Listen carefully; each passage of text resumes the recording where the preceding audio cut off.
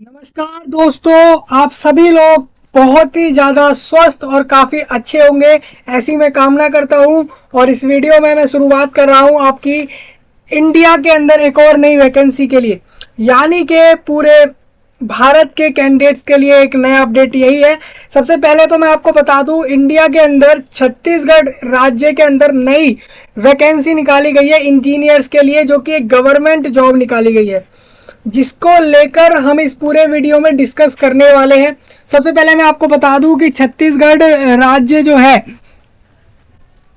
वहां पर रायपुर के अंदर, छत्तीसगढ़ के रायपुर जिला के अंदर रायपुर डिस्ट्रिक्ट की तरफ से यहां पर आपका नोटिफिकेशन निकाला गया है, जो कि इंजीनियर्स के लिए दो पोस्ट पर रहेगा, एक असिस्टेंट इंजीनियर और एक जूनियर इंजीनियर। अब इंजीनियर, जैसा कि आपको पता ही है, इंजीनियर ना ही सिर्फ एक सॉफ्टवेयर इंजीनियर होता है, बल्कि एक इंजीनियर आपका मैकेनिकल भी होता है, सिविल भी होता है, इलेक्ट्रॉनिक्स का भी होता है, इलेक्ट्रिकल भी होता है, और भी जो भी आपके तरह तरह के इंजीनियर्स होते हैं, उसमें से यहाँ पर कौन से वाले इंजीनियर्स की वैकेंसी निकली है जिसको हम आज डिस्कस करेंगे, वो आपको इस वीडियो में पता चलेगा। सबसे पहले मैं आपको बता दूं, एक गवर्नमेंट जॉब छत्तीसगढ़ राज्य के जितने भी निवासी हैं उनके लिए निकाली गई है। अब रही बात इस जॉब की कि क्या दूसरे स्टेट के कैंडिडेट एलिजिबल हैं इस जॉब के लिए, नहीं। सपोज मानिए, जैसे कि आप इस वीडियो को देख रहे हैं पंजाब से, राजस्थान से, मध्य प्रदेश, उत्तराखंड, उत्तर प्रदेश, दिल्ली, उड़ीसा, गोवा, कर्नाटका, केरला, हिमाचल प्रदेश, अरुणाचल प्रदेश, या फिर किसी भी ऐसे राज्य से जो इंडिया कंट्री में है, तो उनके लिए मैं आपको बताऊंगा आगे कि क्या आपके लिए भी ये जॉब है या नहीं। लेकिन अगर जो कैंडिडेट्स छत्तीसगढ़ के हैं तो वो इस वीडियो में पूरा इसको देखें, क्योंकि आपके लिए तो ये वीडियो रहेगी ही। तो अब बात आती है, यहाँ पे वैकेंसियां जो है वो है 429, यानी कि 429 ऐसे लोग रहेंगे जिसको पूरे छत्तीसगढ़ राज्य से लिया जाएगा इस वैकेंसी के लिए। और हम इस वीडियो में ये भी बात करेंगे कि इसकी एलिजिबिलिटी क्या है, क्वालिफिकेशंस क्या है, सिलेक्शन प्रोसीजर क्या है, और इसमें सैलरी क्या होगी, काम क्या करना होगा, कब से कब तक फॉर्म भरे जाएंगे, क्या कोई फॉर्म की फीस है, अगर है तो वो कितनी फीस है, हम एक एक चीज को यहाँ पर डिस्कस कर लेंगे। सबसे पहले आप अपने स्क्रीन पर देख रहे हैं, ये छत्तीसगढ़ प्रोफेशनल एग्जामिनेशन बोर्ड है, जो कि रिस्पॉन्सिबल है आपका, जिसको हम व्यापम बोलते हैं। व्यापम का मतलब ये होता है कि छत्तीसगढ़ के अंदर जो भी आपके अलग अलग सर्विसेज होते हैं उसके रिक्रूटमेंट कराना, मेनली गवर्नमेंट डिपार्टमेंट्स के अंदर जो कि छत्तीसगढ़ राज्य के अंदर है अलग अलग जगहों पर। तो उसके लिए जिम्मेदार कौन, उसके लिए जिम्मेदार रहेगा आपका व्यापम भवन। ये टोटल आपका सारा रिक्रूटमेंट प्रोसेस को फुलफिल कराएगा, जहां पर भी किसी भी डिपार्टमेंट में जिस भी पोस्ट पर जरूरतें होती हैं। तो ये आपको क्लियर हुआ। अब देखिए, सबसे पहले हम चलेंगे एक नोटिस पे, जो कि एक विज्ञापन आया था आपका मेन, जो कि सबसे पहले ये आया था कि कब से कब तक फॉर्म भरे जाएंगे, एक छोटा सा एडवर्टाइजमेंट। सबसे पहले आप समझिए कि Chhattisgarh state power transmission company limited के अंतर्गत सहायक अभियंता यानी इलेक्ट्रिकल में, यानी कि आप समझिए कि असिस्टेंट इंजीनियर जो कि इलेक्ट्रिकल के लिए, और साथ में कनिष्ठ अभियंता मतलब आपका जूनियर इंजीनियर, जिस जूनियर इंजीनियर आपका इलेक्ट्रिकल से, मैकेनिकल, सिविल और इलेक्ट्रॉनिक्स, ये चारों फील्ड के कैंडिडेट्स यहाँ पर इस वैकेंसी को ले पाएंगे, जो कि जूनियर इंजीनियर की रहेगी। और रही बात आपकी असिस्टेंट इंजीनियर की, तो वो इलेक्ट्रिकल फील्ड वाले कैंडिडेट्स के लिए रहेगी। और भर्ती परीक्षा, तो यहाँ पे EBJE 2023 ये नाम का एग्जाम होगा आपका इस वैकेंसी के लिए। छत्तीसगढ़ व्यावसायिक परीक्षा मंडल द्वारा कार्यपालक निदेशक मानव संसाधन Chhattisgarh state power transmission company limited Raipur Chhattisgarh के पत्र क्रमांक 0101 भर्ती /2023 के अंतर्गत राजपुर से ये बोला गया है, रायपुर से बोला गया है कि आपकी दिनांक। अब देखिए, यहाँ पे एक आपका पहले एक नोटिस आया था जो कि भर्तियों से रिलेटेड था, मेनली ये बोला गया था उसके अंदर की वैकेंसियां कैसे होती हैं, रिक्रूटमेंट कैसे होती हैं। मेन यहाँ पर ये रहेगा, ये जो आपकी जूनियर इंजीनियर और असिस्टेंट इंजीनियर की वैकेंसी है उसके लिए आपका एग्जाम लिया जाएगा, जिसके लिए आपसे फॉर्म भरवाए जा रहे हैं। और आप इसमें देखेंगे तो यहाँ पर आपको लिखा हुआ है कि आप 22 सितंबर से लेकर आप 14 अक्टूबर तक रात तक फॉर्म भर सकेंगे। त्रुटि सुधार मतलब कि अगर कोई करेक्शन करना हो फॉर्म में तो वो आप 15 से लेकर 17 अक्टूबर तक कर पाएंगे, यानी कि 3 दिन का समय दिया गया है आपको यहाँ पे कुछ भी करेक्शन करने के लिए।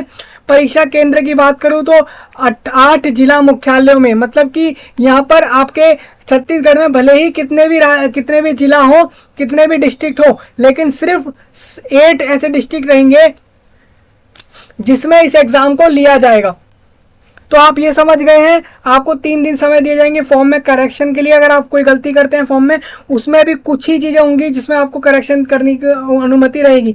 उपरोक्त भर्ती परीक्षा हेतु माननीय मुख्यमंत्री जी की बजट सत्र के दौरान की गई घोषणा के अनुरूप एवं लिखित परीक्षा के लिए परीक्षा शुल्क के संबंध में राज्य शासन से प्राप्त पत्र सचिव छत्तीसगढ़ शासन सामान्य प्रशासन विभाग मंत्रालय द्वारा परीक्षा शुल्क माफ किए जाने के संबंध में जारी पत्र के अनुसार छत्तीसगढ़ राज्य के स्थायी निवासी प्रतिभागियों से किसी भी प्रकार की परीक्षा शुल्क नहीं लिया जाएगा। मतलब कुल मिला के ये कहा जा रहा है, जैसे आप इस पूरे पैराग्राफ को पढ़े, ये 4 लाइन के, तो इसमें आपको सिंपल क्लियर यही बोला गया है कि कुछ ऐसे लिमिटेशंस है जो कि माननीय मुख्यमंत्री के बजट सत्र के द्वारा कुछ लोगों के लिए रखी गई थी, वो किस उसके हिसाब से यहाँ पर आपका लेटर भी लिखा हुआ है, लेटर का नंबर लिखा हुआ है क्रमांक F10 2022 के अंतर्गत, जो कि आपका 8 अप्रैल 2022 को आया था। उसके अनुसार उस नोटिस के हिसाब से आप अगर एलिजिबल होंगे तो आपसे फॉर्म की फीस नहीं ली जाएगी। तो ये बात हो गई है आपकी, यही पूरा बोला गया है। तो ये तो हमने कर लिया मेन डेट के बारे में कि कब से कब तक फॉर्म भरे जाएंगे। अब एक और है सेम, जिसमें डेट तो दी गई है, जिला भी बताए गए हैं, साथ में महत्वपूर्ण टिप्पणियां हैं, जैसे टिप है वो ये है कि जैसे कि आवेदन के साथ अभ्यर्थी की जाति, जन्म तिथि, स्थायी निवासी आदि नहीं लिए जा रहे हैं। अभ्यर्थी के सभी प्रमाण पत्र का प्रशिक्षण प्राधिकारी द्वारा नियुक्ति के पूर्व ही की जाएगी। मतलब इसमें सिंपल यही कहा जा रहा है कि आपको यहाँ पर देखिए क्या क्या करना होगा। फॉर्म के अंदर आपको अपनी फोटो, जिसका फॉर्मेट रखेंगे आप JPG या JPEG, और उसको आपको 60 KB मैक्सिमम और 40 KB मिनिमम उसका साइज हो सकता है, उसके बीच में से आप किसी भी KB का साइज रख के उसकी फोटो अपलोड कर दीजिए। ये सब कहा जा रहा है। सिग्नेचर में भी बोला गया है, सिग्नेचर का भी सेम फॉर्मेट और सेम साइज रहेगा, और ये सब आपके डॉक्यूमेंट्स अपलोड होंगे फॉर्म के साथ। अब जब आप फॉर्म भरेंगे, ऑनलाइन ही फॉर्म भरेंगे आप इसको, और इसमें आप अपना फोटो साइन के अलावा एक अपना जो अपनी क्वालिफिकेशंस के हिसाब से डिग्री, मार्कशीट लिए जा रहे हैं उसकी वो अपलोड करेंगे। साथ में आप अपना कास्ट सर्टिफिकेट अपलोड करेंगे, और इसके बाद आप अपने फॉर्म की फीस करेंगे पेमेंट, जिसको भी करने को कहा जा रहा है। अभी यहाँ पर मैंने देखा एक रूल के अकॉर्डिंग फीस पेमेंट नहीं करनी होगी, जो कि एक पत्र आया था, उसको रीड कर लेना, उसको आप देख लेना। अगर आपको लगता है कि आप उस पत्र के अकॉर्डिंग एलिजिबल हैं तो आप फीस पे नहीं करेंगे फॉर्म की।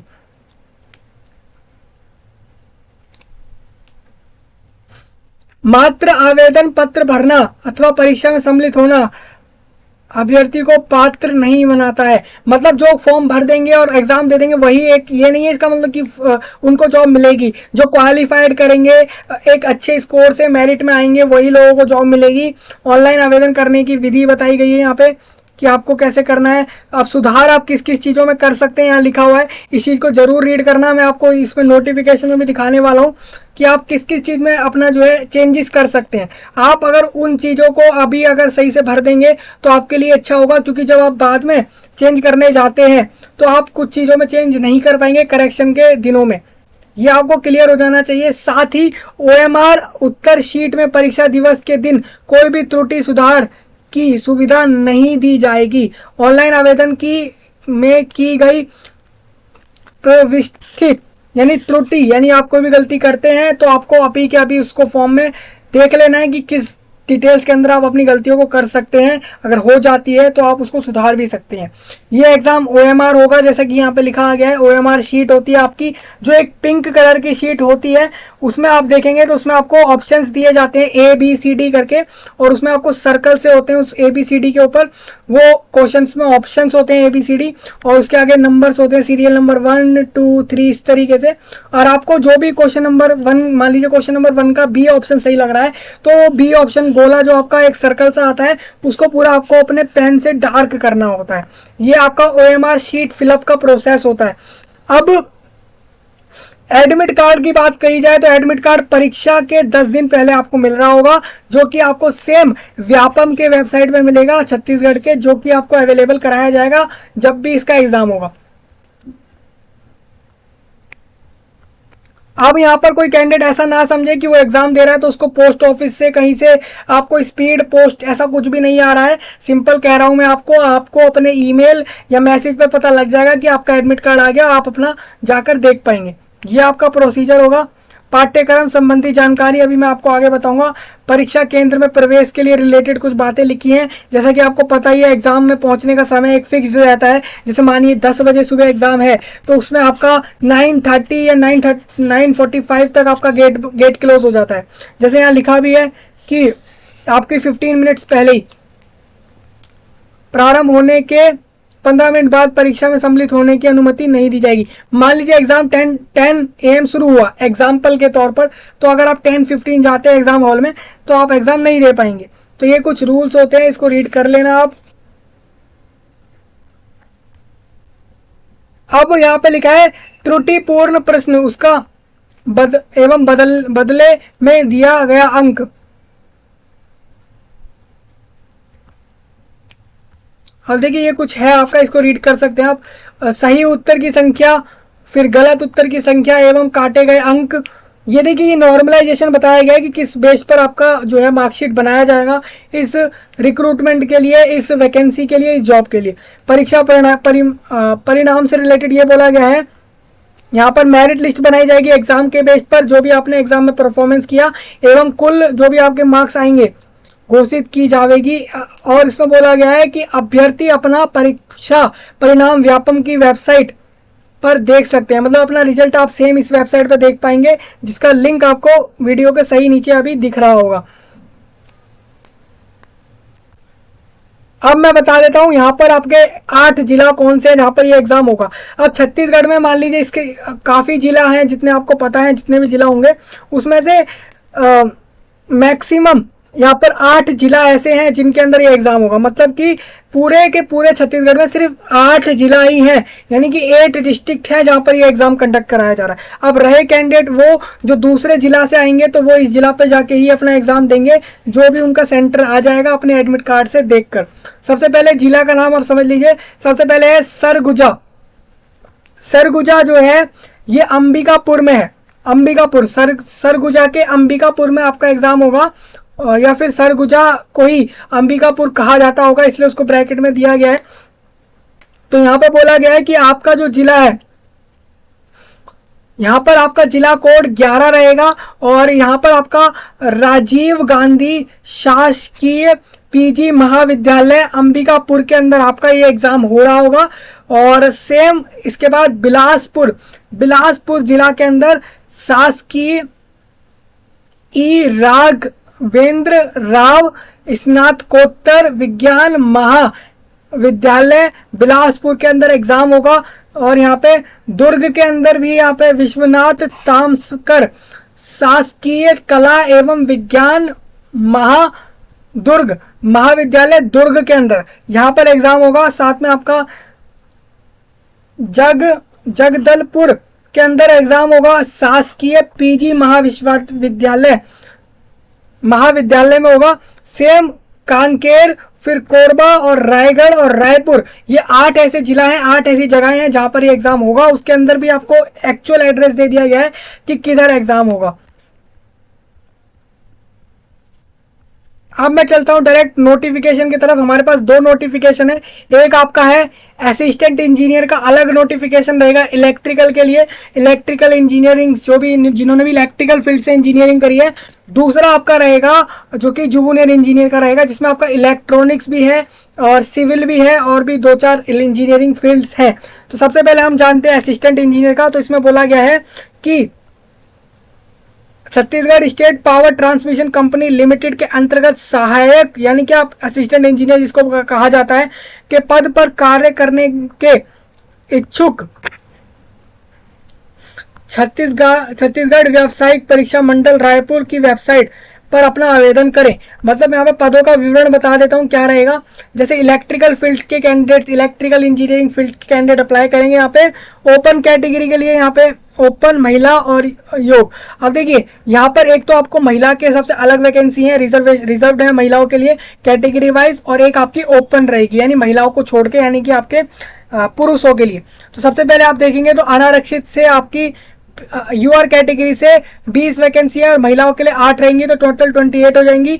अनुसूचित जाति से 2 रहेंगी, ओपन से महिलाओं के लिए यहाँ पे नहीं रहेगी, यानी कि एससी से एसटी से 4 वैकेंसियां महिलाओं के लिए हैं और ओबीसी से 2 वैकेंसी महिलाओं के लिए।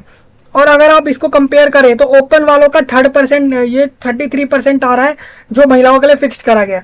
तो इस तरीके से 52 वैकेंसी टोटल रहेंगी असिस्टेंट इंजीनियर की। और यहाँ पर द्वितीय श्रेणी, यहाँ पे अगर आप बात करें तो द्वितीय श्रेणी की यहाँ पे जॉब है लेवल 2 की, और इसमें पे मैट्रिक्स आपका जो रहेगा वो रहेगा 56,100 रुपये से लेकर 1,44,300 रुपये के बीच में। मतलब कि आपको जो सैलरी मिल रही होगी पर मंथ की यहाँ पे काम की, तो 56,100 रुपये आपको पर मंथ मिल रहे होंगे। इतना तो कंफर्म्ड है मिलेगा ही। इसके ऊपर 60, 70, 80 इसके बीच में कहीं भी लाई कर सकता है आपके काम के ऊपर, और आपके काम करने के दौरान समय होते होते इतना हो सकता है। यहाँ पे ये लिमिट दी गई है, ये आपका लेवल रहेगा। अब नेक्स्ट यहाँ पे ये स्टाइपेंड, मतलब ये स्टाइपेंड प्रशिक्षण अवधि 6 महीना की रहेगी। प्रशिक्षण अवधि में प्री मैट्रिक्स O1 रुपये 56,100 रुपये से 1,44,300 रुपये के प्रारंभिक मूल वेतन रुपये 56,100 स्टाइपेंड प्रतिमा निर्णयानुसार दे होगा। देखिए यहाँ पर क्लियर करा गया है कि 56,100 रुपये ही आपको दिए जाएंगे। आप ये मत समझना कि मैक्सिमम लिमिट वाले को आप मान मत लेना। प्रशिक्षण अवधि उपरांत पद के वेतनमान में प्रारंभिक मूल्य वेतन, महंगाई भत्ता एवं तत्समय लागू दे समस्त भत्तों जैसी महंगाई भत्ता, मकान किराया भत्ता, वाहन भत्ता और आदि सहित भुगतान किया जाएगा। तो यहाँ पे क्लियर करा गया है कि आपको शुरू में तो 6 महीने तक 56,100 रुपये मिलेंगे इस पोस्ट पर, हर महीने इतने कंफर्म मिलेंगे ही। इसके अलावा जैसे आपके 6 महीने होते हैं, यहाँ पे लिखा भी गया है कि उपरांत, इस अवधि के उपरांत यानी इसके बाद आपको जो है यहाँ पे यानी आपका डियरनेस अलावेंस मिल रहे होंगे, यानी महंगाई जो हो जाती है देखते हुए कि समाज में महंगाई हो गई किसी चीज़ को लेके, तो उससे रिलेटेड यहाँ पे आपके जो उसको एक्स्ट्रा उस महंगाई भत्ता मिल जाएगा, यानी डियरनेस अलावेंस मिल जाएगा। तत्समय लागू दे आपको यहाँ पे बहुत सारी चीज़ें, जैसे कि आपको HRA यानी कि हाउस रेंट अलावेंस मिल जाएगा, यानी घर का किराया जो होता है वो उसके लिए पैसे मिलेंगे। और गाड़ी के लिए वाहन भत्ता मिलेगा, यानी पेट्रोल डीजल इन सब के खर्चों के लिए। तो ये सारी चीज़ें दी जाएंगी। निवासी में आप समझ लीजिए आवेदक को भारत का नागरिक हो तथा पदों की अर्हता को पूर्ण करता हो। तो ये वैकेंसी आपके ऑल इंडिया रहेगी। तो आप समझ सकते हैं ये वाली वैकेंसी असिस्टेंट इंजीनियर की वैकेंसी ऑल इंडिया है, पूरे भारत से किसी भी स्टेट से कैंडिडेट अप्लाई कर सकता है। आयु सीमा की बात करूं तो 1 जनवरी 2023 को आधार मानकर कि मतलब कि इस डेट पर देखा जाएगा कि किसकी एज कितनी है। जो इस डेट पर 18 का हो गया होगा या 18 से ऊपर होगा तो वो इस जॉब पर एलिजिबल रहेगा। सेम अधिकतम आयु की बात करूं तो अगर यूआर कैटेगरी से हैं तो 40 रहेगी, और यूआर से अगर महिलाएं हैं तो 5 साल एक्स्ट्रा। फिर अगर आप SC ST में हैं तो 45 रहेंगी सेम, और ओबीसी के लिए भी 45 रहेगी, चाहे वो मेल हो फीमेल हो।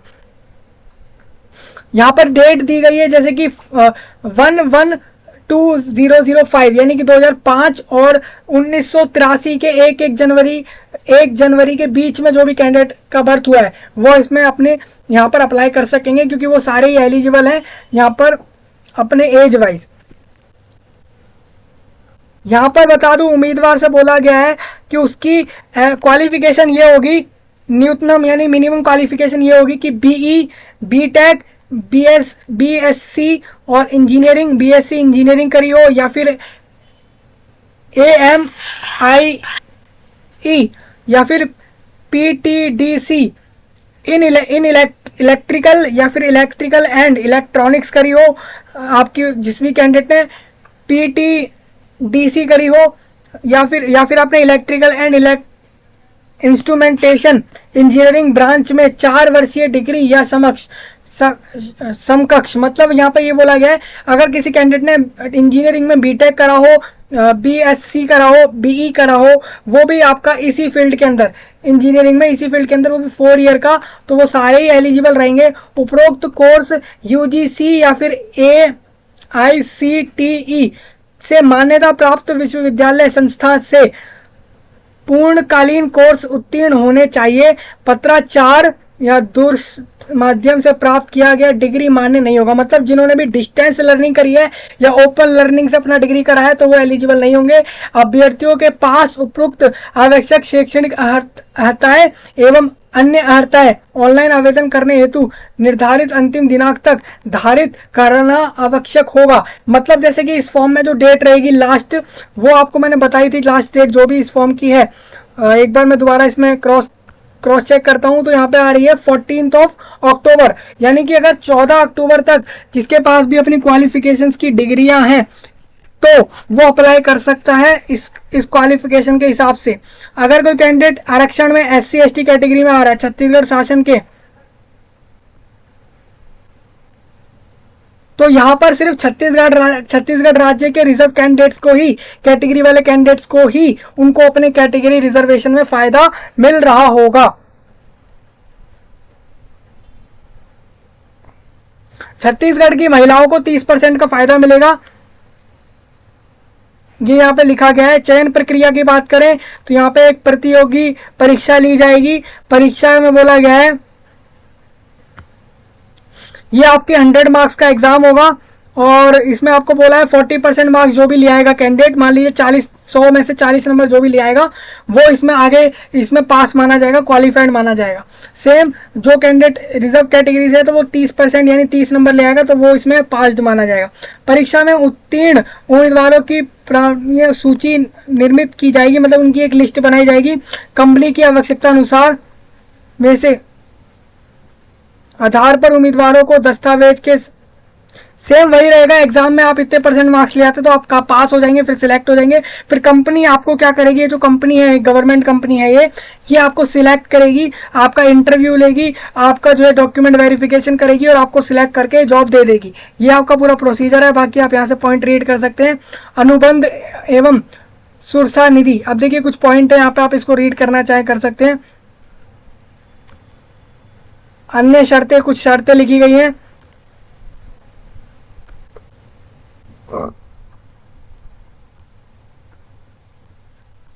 ये कुछ पॉइंट है, इसको जो भी कैंडिडेट रीड करना चाहे कर सकता है। अब यहाँ पे ये है पद का नाम, जैसे आप समझेंगे तो सहायक यानी असिस्टेंट इंजीनियरिंग में आपका मैकेनिकल और इलेक्ट्रिकल, और जूनियर इंजीनियर में मैकेनिकल इलेक्ट्रिकल। फिर उसके बाद परिचारक श्रेणी 3 बेल्टमैन। अब ये पता नहीं क्या है, ये 1 मिनट में आपको बताता हूँ इसमें एक्चुअल में है क्या चीज। ये सक्त जनों की निसक्त जनों की भर्ती हेतु चिन्हांकित पद, मतलब यहाँ पर जो भी डिसेबिलिटी में कैंडिडेट्स आ रहे हैं, जो डिसेबिलिटी में कैंडिडेट आ रहे हैं उनके लिए बता देता हूँ। जैसे कि मान लीजिए किसी को डिसेबिलिटी है OA, OL, BL, OAL, HH, BLOA और ये सारी है, तो वो सारे यहाँ पर DY जनरल मैनेजर की पोस्ट के लिए एलिजिबल रहेंगे। सेम अगर सीनियर अकाउंट्स ऑफिसर की पोस्ट जो है, अब इस पोस्ट के लिए जो भी एलिजिबल रहेंगे वो वही रहेंगे जो कि OA, OL, HH यानी हार्ड ऑफ हियरिंग और SSC डिसेबिलिटीज में आ रहे हैं। अब असिस्टेंट इंजीनियरिंग की जो पोस्ट है, असिस्टेंट इंजीनियरिंग की जहाँ पे रिक्रूटमेंट हो रही है, इसमें आपको बता दूं कंप्यूटर साइंस और IT और सिविल के लिए OA, OL और HH वाले ही अपने डिसेबिलिटी के हिसाब से एलिजिबल होंगे। तो हमारी तो यहाँ पे वैकेंसी असिस्टेंट इंजीनियर की है, तो हम इसी को डायरेक्ट समझते हैं। तो इसके लिए हमारी ये तीनों डिसेबिलिटी एलिजिबल मानी गई है। जूनियर इंजीनियर के लिए यहाँ पर सेम यही तीनों डिसेबिलिटी एक्सेप्ट करी जा रही है। तो आप इस तरीके से चेक कर सकते हैं कि किस पोस्ट पर कौन सी डिसेबिलिटी एक्सेप्ट हो रही है। ये डिसेबिलिटी वाले कैंडिडेट्स के लिए था स्पेशली ये वाला पेज। सेम अब इसी तरीके से हम डिस्कस कर लेते हैं आपका जूनियर इंजीनियर का नोटिफिकेशन।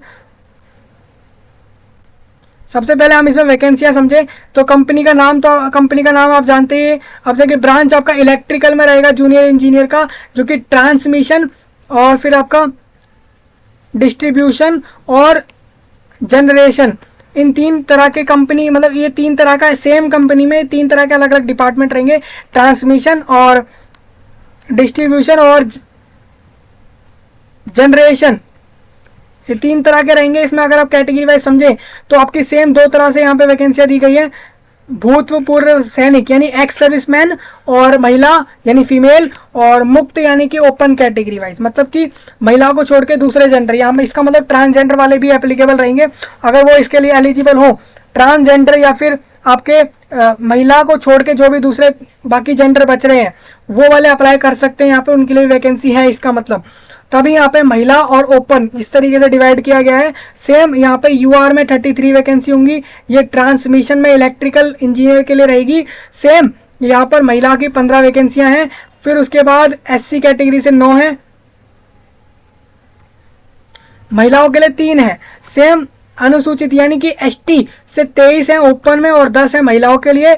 ओबीसी में 11 है और महिलाओं के लिए 4 हैं और एक इसमें एक्स सर्विसमैन की है, तो टोटल यहाँ पे 16 हो गई।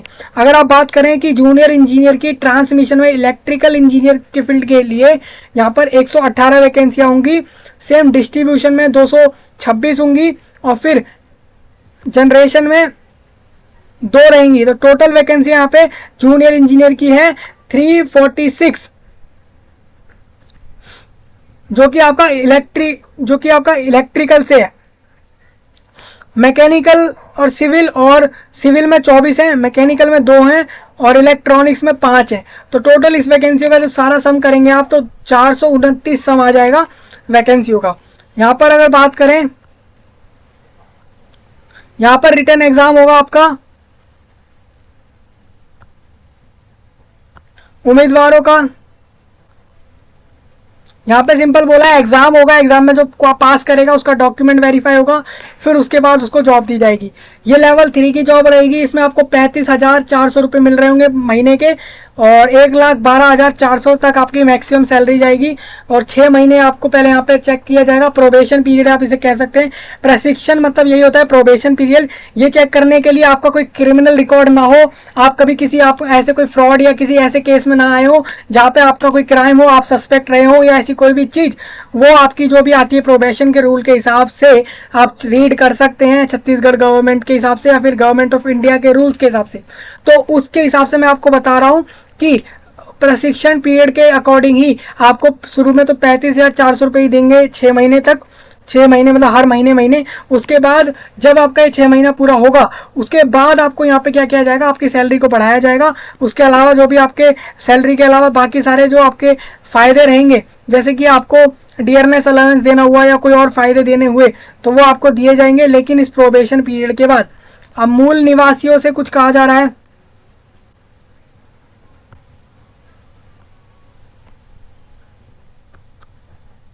अब एज लिमिट सेम रहेगी इसमें 18 to 40, मैक्सिमम 45 जाएगी रिजर्व कैंडिडेट्स के लिए।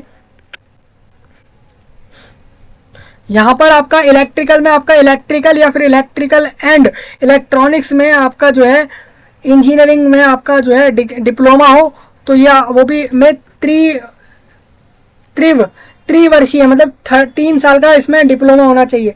मैकेनिकल में आपकी डिप्लोमा होनी चाहिए, मैकेनिकल या फिर प्रोडक्शन इंजीनियरिंग में आपका 3 साल का डिप्लोमा। सिविल में भी यहाँ पे आपका 3 साल का डिप्लोमा और इलेक्ट्रॉनिक्स में आपका 3 साल का डिप्लोमा यहाँ पे भी इस फील्ड से लिया जाएगा।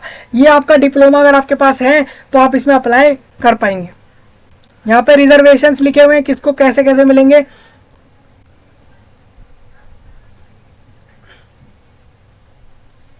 चयन प्रक्रिया आप यहाँ से देख सकते हैं, मैंने आपको बता ही दिया। एग्जाम होगा ये, इस पोस्ट के लिए भी 100 नंबर का एग्जाम होगा, 40 नंबर जो भी लाएगा वो आगे जाएगा जॉब के लिए। अगर कोई 30 नंबर लाता है तो वो रिजर्व कैंडिडेट होना चाहिए कैटेगरी वाइज, वो भी छत्तीसगढ़ का। अगर दूसरे स्टेट का है तो यूआर कैटेगरी से लिया जाएगा। बाकी अन्य शर्तें रीड कर सकते हैं आप। उसके बाद ये सेम वही चीज़ आ गई है पद वाली कि कौन सी डिसेबिलिटी किस पोस्ट के लिए मान्य रहेगी, वो आप चेक कर सकते हैं। अब रही बात ये OA OL इन सब का मतलब क्या होता है। BL मतलब ब्लाइंड हो जाता है, सिंपल आपको अगर समझाऊं तो। और HH मतलब हार्ड ऑफ हियरिंग, सुनने में दिक्कत हो जाता है। और OA मतलब हो जाता है 1 आर्म, OL मतलब 1 लेग, और HH मतलब अभी जो भी कैंडिडेट 1 लेग वाले हैं, एक पैर वाले या एक आर्म वाले, आर्म वाले, और उसके बाद हार्ड ऑफ हियरिंग, तो ये तीनों ही एलिजिबल रहेंगे इन दोनों ही जॉब के लिए। अब नोटिफिकेशन के बाद आपको बता दूं अप्लाई करने के लिए, ये देखिए ये लिंक है, ये आपको मेन सारा कुछ दिख रहा होगा। यहाँ पे आपको क्या करना होगा, न्यू रजिस्ट्रेशन पे क्लिक करना होगा। वहाँ पे आप अपना मोबाइल नंबर डालेंगे, ये जो भी आपका मोबाइल नंबर हो, ईमेल आईडी और बाकी डिटेल्स डालेंगे, पर्सनल डिटेल्स डालेंगे, अपना नाम डालेंगे, अपना जेंडर, फादर का नाम, और ये सब डाल के रजिस्ट्रेशन करेंगे। उसके बाद फॉर्म भरने जाएंगे, फॉर्म में सेम अपने सर्टिफिकेट्स को अपलोड करेंगे, पोस्ट सिलेक्ट करेंगे किस पे अप्लाई कर रहे हैं, और इस तरीके से आप सबमिट कर देंगे। रही बात फॉर्म की फीस, तो फॉर्म की फीस छत्तीसगढ़ के निवासियों के लिए तो नहीं है, दूसरे स्टेट के लिए हो सकती है फीस, क्योंकि यहाँ पे, लेकिन मैंने यहाँ पे पूरे नोटिफिकेशन में कहीं फीस देखी नहीं, तो एज मेरे को ऐसा लग रहा है कि फॉर्म की फीस जो है वो नहीं है। और जब आप फॉर्म भरेंगे तो आपको वहाँ पे फीस तो हो जाएगी, अगर आपके लिए हो रही है तो आप फीस पे करेंगे, ये रहेगा। तो पूरा डिस्कस हो चुका है, जो भी एलिजिबल हो पूरे इंडिया से इस पे अप्लाई कर दे, जो भी, चाहे आप किसी भी कैटेगरी से आते हो, किसी भी राज्य से आते हो, आप इसमें अप्लाई कर सकते हैं। तो इस वीडियो को यहीं करेंगे हम एंड, और आपसे मिलते हैं फिर किसी दूसरे टॉपिक में। तब तक के लिए आप सबका धन्यवाद।